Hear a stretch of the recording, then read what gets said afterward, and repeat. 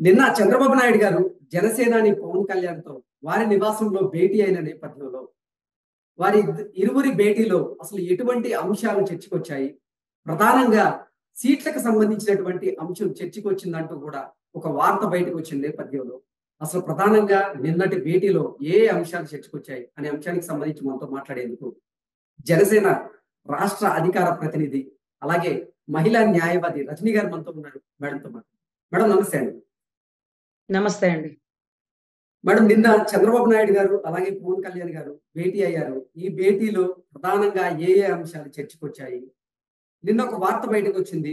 ఈ భేటీలో ప్రధానంగా సీట్ల సర్దుబాటుకి సంబంధించినటువంటి ప్రస్తావన వచ్చింది.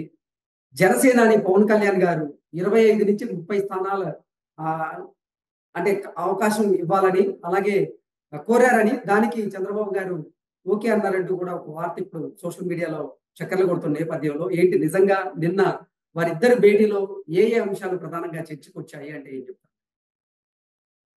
నిజంగా అండి 25, 30 సీట్లంటే అంటే ఆలోచించడానికి కాదు. నిజంగా కన్నీటి పర్యంతమేనండి.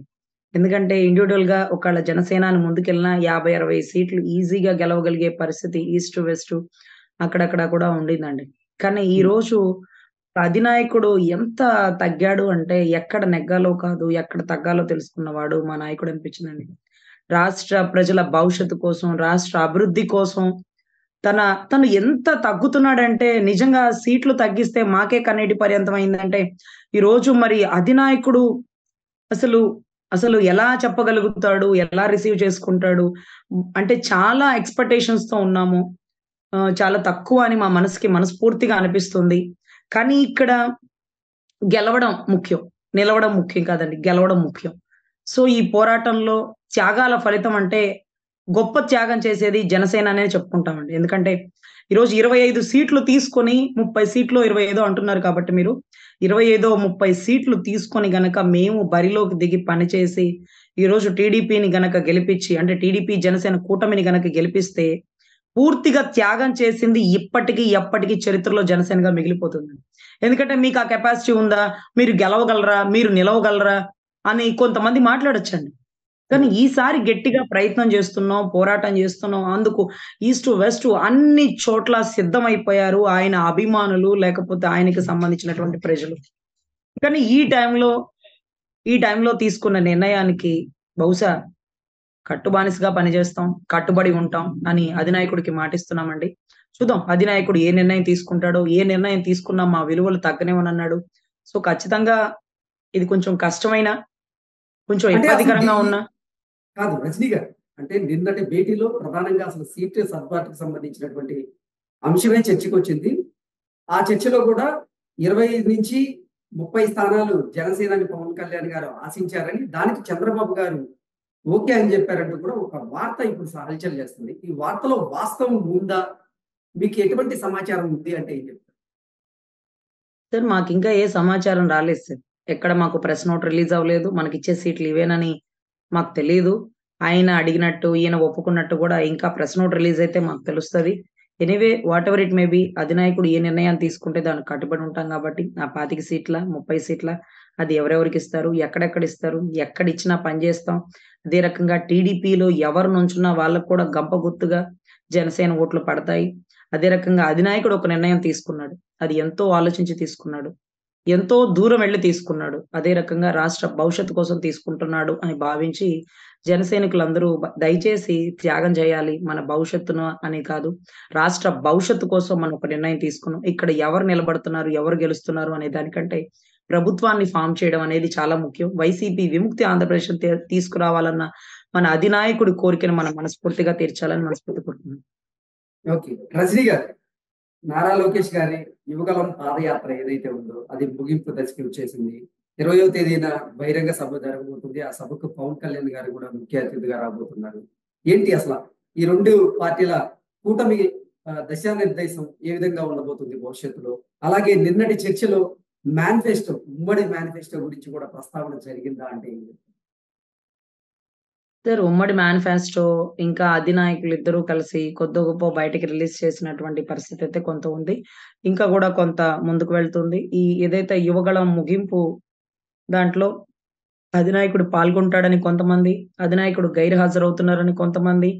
అసలు మాకేం జరుగుతుందో తెలియట్లేదండి. బహుశా అధినాయకుడు హాజరైతే అదే రకంగా జన సైనికులు మేము అందుస్తాం. అధినాయకుడు హాజరు కాకపోయినప్పటికీ యుగళానికి మా వంతు సంఘీభావం తెలపడం కోసం మేమందరం దానికి హాజరవుతాం. వాటెవర్ ఇట్ మే బీ అండి. ఈసారి జరగబోయే కురుక్షేత్రంలో అంటే త్యాగం అనేది ఒకటి చేసినంగా జన సైన్యం చేశామని భావిస్తామండి. జగన్మోహన్ రెడ్డికి చెక్ పెట్టేందుకు పవన్ కళ్యాణ్ గారు, చంద్రబాబు గారు పావులు కదుపుతున్నారని, అందులో భాగంగానే వైసీపీ ఎమ్మెల్యేలు ఎవరైతే ఉన్నారో సిట్టింగులు మంచి పేరున్న వాళ్ళని టీడీపీలోకి అలాగే జనసేనలోకి చేర్చుకునేందుకు ప్రయత్నం కూడా చేస్తున్నారంటూ కూడా వార్త వచ్చింది. అంటే దానికి బలం చేకూరేలాగా మీరు కూడా ఇప్పుడు వైసీపీ నుంచి కొంతమంది సిట్టింగ్ ఎమ్మెల్యేలు కూడా మా దగ్గరికి వచ్చే అవకాశం ఉందంటూ కూడా మీరు చెప్పిన నేపథ్యంలో ఎంతమంది వచ్చే అవకాశం ఉంది వైసీపీ నుంచి సిట్టింగ్ ఎమ్మెల్యేలు అంటే ఏం చెప్తారు? సార్ ఎంతమందొచ్చినా అందరికీ అవకాశాలు కల్పించలేకపోవచ్చు. వచ్చిన ప్రతి ఒక్కరు సీట్ల కోసమే రాలేకపోవచ్చు. సో, ఉన్న పరిస్థితిని బట్టి ఒక వ్యక్తి సీటు కోసం వస్తాడా? ఒక వ్యక్తి పార్టీకి పనిచేయడానికొస్తాడా? అనేది డిపెండ్ అపాన్ ద సిట్యుయేషన్. వచ్చిన ప్రతి ఒక్కరికి సీట్లిచ్చే అవకాశం ఉంటే ఎందుకంటే 175 నియోజకవర్గాల్లో ఆల్రెడీ టీడీపీకి సంబంధించిన బలమైన నియోజకవర్గ పర్సన్స్ ఉన్నారండి. క్యాడర్ అనేది అక్కడ ఉంది కాబట్టి. అదే రకంగా జనసేనకి, టీడీపీకి సీట్లివ్వడమే కష్టంగా ఉన్న టైంలో ప్రజాభిప్రాయ సేకరణ వల్ల కొంతమంది అభ్యర్థులు, యువకులను తీసుకునే అవకాశం ఉందన్న విషయాన్ని చెప్పారు. వీటితో పాటు వైసీపీ నుంచి వదిలేసి వస్తున్నటువంటి ఎమ్మెల్యేలకు కూడా సిట్టింగ్ అవకాశం కల్పించాలని వాళ్ళు కోరుతున్నారు. So, depend upon the situation 175ని ఎవరెవరు ఎంతెంత పంచుకున్నప్పటికీ ఈసారి జరగబోయే ఎలక్షన్స్ చాలా వరకు త్యాగ ఫలితం అనే చెప్పాలి. వైసీపీ విముక్తి ఆంధ్రప్రదేశ్ కల్పించడంలో అధినాయకులు తీసుకున్న నిర్ణయానికి 2 పార్టీలు కట్టుబానిసగా పనిచేయాలని మనస్ఫూర్తిగా కోరుకుంటున్నాం. ప్రజాభిప్రాయ సేకరణ ఇప్పటికే టీడీపీ జనసేన కూటమి చేసిందా? అందులో భాగంగానే గుంటూరు స్థానం నుంచి మీకు కూడా అవకాశం దక్కిందా జనసేన నుంచి? అంటే ఏం చెప్తారు రజనీ గారు? సార్ ఇంకా బరిలో అయితే ఉన్నామో లేదో మాకు తెలీదు సార్. మేమైతే గ్రౌండ్ వర్క్ అయితే చేస్తున్నాము. అదే రకంగా అధిష్టానం గాని, అధినాయకుడు గాని ఒక నిర్ణయాన్ని తీసుకొని ఉంటే ఖచ్చితంగా దానికి కట్టుబడి పనిచేస్తాము. ఎవరిని నుంచోబెట్టినా అదే భారీ మెజారిటీతో డిపాజిట్ దక్కకుండా వైసీపీని గట్టి పోటీ ఇచ్చి ఓడించే పర్వంలో ఉంటామండి. సో, అధినాయకుడు ఒకవేళ సీటు కేటాయిస్తే ఖచ్చితంగా పనిచేస్తాము. అదే రకంగా అధినాయకుడు మనసులో మా గురించి ఆ స్థాయి, ఆ స్థానం ఉంటే ఖచ్చితంగా వాటికి సంబంధించి మేము దానికి అనుగుణంగా పనిచేస్తామని కోరుకుంటున్నాం. అదే రకంగా అక్కడ ఎవరిని నుంచోపెట్టినా అది ఆ నిర్ణయానికి అనుగుణంగానే పనిచేస్తామండి. ఇక్కడే కాదండి, రాష్ట్రంలో ప్రతి జిల్లాలలో, ప్రతి నియోజకవర్గాల్లో ఎవరైతే అభ్యర్థులు నుంచోబెడుతున్నారో అక్కడికి కూడా వెళ్లి ప్రచారం చేయాలన్నటువంటి మా మనోభిక్ష అండి. ఎందుకంటే అంటే ఎక్కడ ఏమేం జరుగుతుంది, వైసీపీ చేసినటువంటి అరాచకాన్ని మీడియా ముందు ఖచ్చితంగా వాటికి సంబంధించి మేము దానికి అనుగుణంగా పనిచేస్తామని కోరుకుంటున్నాం. అదే రకంగా అక్కడ ఎవరిని నుంచోపెట్టినా అది ఆ నిర్ణయానికి అనుగుణంగానే పనిచేస్తామండి. ఇక్కడే కాదండి, రాష్ట్రంలో ప్రతి జిల్లాలలో, ప్రతి నియోజకవర్గాల్లో ఎవరైతే అభ్యర్థులు నుంచోబెడుతున్నారో అక్కడికి కూడా వెళ్లి ప్రచారం చేయాలన్నటువంటి మా మనోభిక్ష అండి. ఎందుకంటే అంటే ఎక్కడ ఏమేం జరుగుతుంది, వైసీపీ చేసినటువంటి అరాచకాన్ని మీడియా ముందు వాగ్దాటిగా మాట్లాడిన నేను అన్ని నియోజకవర్గాల్లో కూడా పనిచేయాలని మనస్ఫూర్తిగా కోరుకుంటున్నాను. అదే రకంగా గుంటూరు 2 గనక ఇచ్చినట్లయితే ఖచ్చితంగా దాంట్లో నా బలమేంటి, నా సామర్థ్యత ఏంటి అనేది రకంగా నేను నిరూపించుకునే అవకాశం వస్తుంది. ఓకే. ఓకే రజనీ గారు. Thank you so much.